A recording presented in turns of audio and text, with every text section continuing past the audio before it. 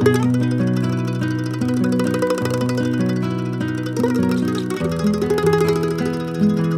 তৈরি করব আমি ৩ কেজি দুধের। প্রথমে এখানে দুধ নিয়ে নিচ্ছি।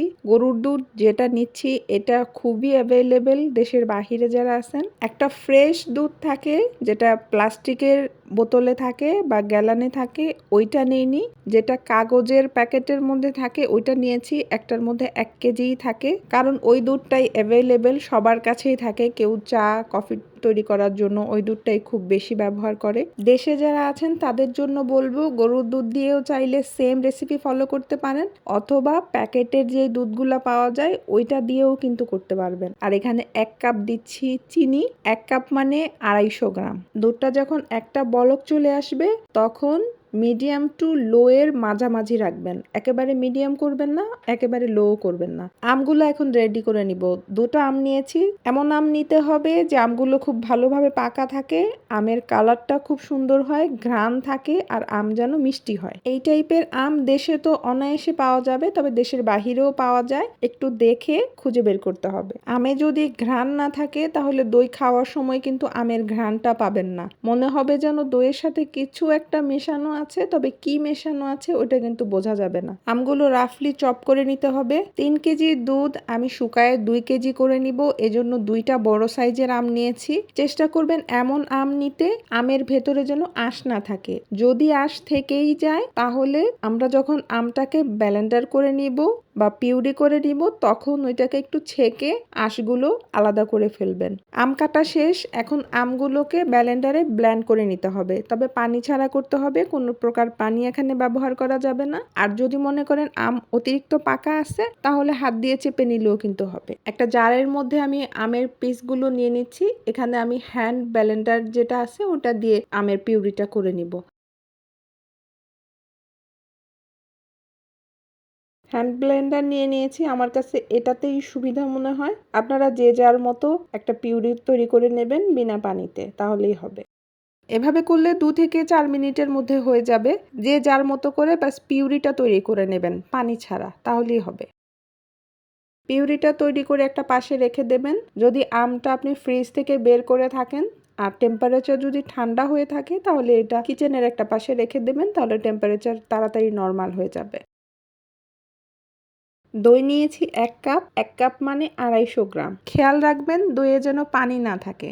যদি দইয়ে পানি থাকে তাহলে একটা চায়ের ছাঁকনি বা অন্যান্য ছাঁকনির ওপর রেখে দইয়ের পানিটা ঝরে যাওয়া পর্যন্ত অপেক্ষা করবেন। পরে এইভাবে ভালোভাবে একটু ফেটায় নিতে হবে যেন লাম্পস না থাকে। দই ফেটা হয়ে গেলে আগে থেকে করে রাখা আমের পিউরিটা এখানে মিক্স করে দিতে হবে ভালোভাবে।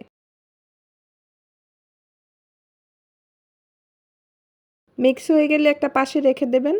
এখন দুধটা ভালোভাবে জাল করে শুকায় নিতে হবে। ৩ কেজি দুধ ২ কেজি করতে হবে।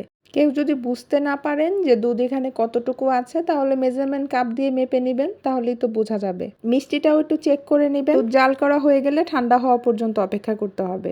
দুধ হালকা গরম থাকবে, তবে খুব একটা গরম থাকবে না। যদি খুব গরম মেশাতে যান তাহলেও কিন্তু ছানা কেটে যাবে। আর একেবারে ঠান্ডা যদি হয়ে যায় দুধ তাহলেও কিন্তু দইটা ভালোভাবে জমবে না। এখন আগে থেকে যেই আম আর দইয়ের মিশ্রণটা তৈরি করে রেখেছিলাম ওইখানে প্রথমে অল্প কিছু দুধ মিক্স করব, তারপরে পুরোটা মিক্স করে দিব। সব একত্রে ভালোভাবে মিক্স করে নিতে হবে যেন কোনো লাম্পস না থাকে। সুন্দরভাবে না মিক্স হলে কিন্তু দইটা ভালোভাবে বসবে না। যদি কোনো লাম্পস পড়ে যায় তাহলে এগ বিটারও ব্যবহার করতে পারেন। এখন আসেন দই বসাবো কিসে। অনেকে মনে করেন মাটির হাঁড়ি লাগবে বা নির্দিষ্ট কোনো পাত্র লাগবে। দইয়ের এই টাইপের কোনো ডিমান্ড নেই। আপনি যে কোনো পাত্রে যে কোনো বক্সে দই বসাতে পারেন। এগুলো দেখাচ্ছি, এগুলো সিরামিক্সের বাটি। এগুলোতেই আমি সবসময় দই বসাই। এটা হচ্ছে কাঁচের বাটি। এই টাইপের বাটি তো আপনি বসাতে পারবেন, তবে অ্যালুমিনিয়াম আর স্টিলের কোনো বক্স বা বাটি ব্যবহার করবেন না। ওটাতেও দই জমবে, তবে ওটা স্বাস্থ্যের জন্য খুব একটা ভালো না। যেই পাত্রগুলোতে বসাবেন দইটা ওটা আগে থেকে রেডি করে রাখবেন। আমার এই বাটিগুলোতে ঢাকনা নেই। আপনাদের বাটিতে যদি ঢাকনা থাকে ঢাকনা দিয়ে ঢেকে দিবেন, না হয় এভাবে একটু র‍্যাপ করে দিবেন। এবার আসেন দই বসাবো কিসে। গরমের সময় দই বসানো নিয়ে তো আর কোনো টেনশন নেই। এরকম বড় একটা হাঁড়ি নেবেন, পাত্রটা এটার ভিতরে বসাবেন, ঢাকনা দিয়ে ঢেকে দিবেন, একটা গরম জায়গায় রেখে দেবেন। চাইলে কিচেনের কবার্ডেও রাখা যাবে বা বাহিরে যদি গরম কোনো প্লেস থাকে, রুমে যদি এসি চলে তাহলে ওখানেও রাখতে পারেন। গরমের সময় 4 থেকে 5 ঘন্টা বা 6 ঘন্টার মধ্যে দইটা কিন্তু জমে যাবে। তারপরে আরও 4-5 ঘন্টার জন্য ফ্রিজে রেখে দেবেন। আমার বসানো দইগুলো আমি কেটে দেখাচ্ছি।